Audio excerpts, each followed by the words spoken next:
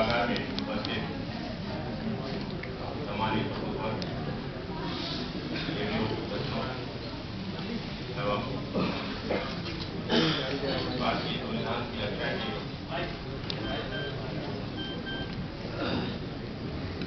तीसरे चौथे स्तंभ मीडिया कर्मी,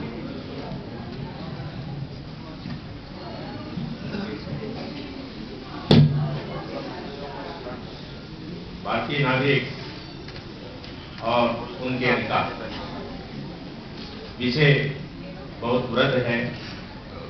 आपने विभिन्न वक्ताओं के विचार सुने। ये गोष्ठी किसी एक संक्षिप्त साल में संक्षिप्त रूप से संग्रहित नहीं की जा सकती है।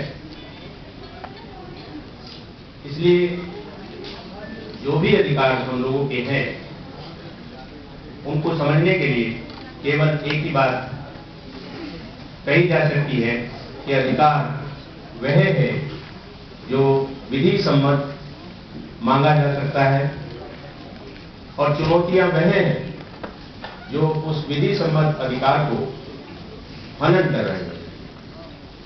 समाधान हम सभी के पास है।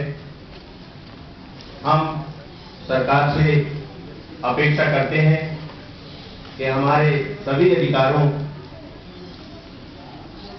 का जो भी हनन हो रहा है उसकी रक्षा केवल सरकार करे, परंतु अखिल भारतीय लोकाधिकार संगठन मुझे इस ओर एक अच्छा प्रयास करता हुआ नजर आ रहा है। जो भी एनजीओ मैंने अक्सर देखे हैं, अटेंड किए हैं, मैंने पाया है कि वह भी सरकार की सहायता से या सरकार से कुछ अपेक्षाओं के साथ ही किसी आयोजन को या किसी कार्यक्रम को चलाना चाहते हैं।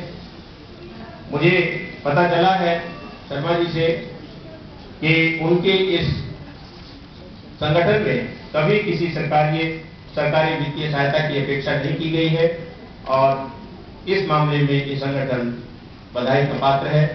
मैं संगठन को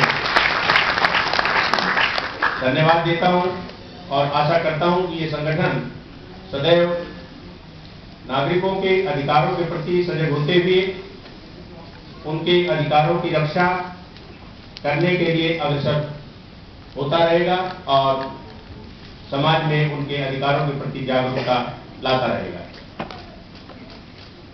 अधिकारों के प्रति बचपन से लेकर वृद्धावस्था तक कभी भी व्यक्ति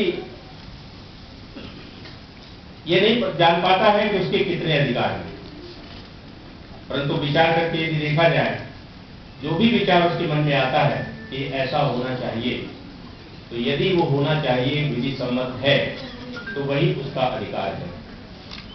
उस अधिकार के प्रति उसकी सजगता, उस अधिकार के प्रति दूसरों को जागरूक करने की उसकी तत्परता ही अधिकारों के प्रति सजगता लाएगी। ऐसा प्रयास हम सबको करना चाहिए। भारतीय संविधान में जो अधिकार दिए गए हैं उन अधिकारों से उद्भूत ही एक अधिकार उपभोक्ता का अधिकार है। उपभोक्ता का अधिकार जिसकी राज्य स्तर पर अध्यक्षता मैं कर रहा हूं, मैं उसी के प्रति आप लोगों को थोड़ा सा आपका समय लेते हुए बताना चाहूंगा। प्रत्येक व्यक्ति उपभोक्ता है और प्रत्येक व्यक्ति ही सेवा प्रदाता है। हमको जहां अपने अधिकार की जानकारी होनी चाहिए वहीं अपने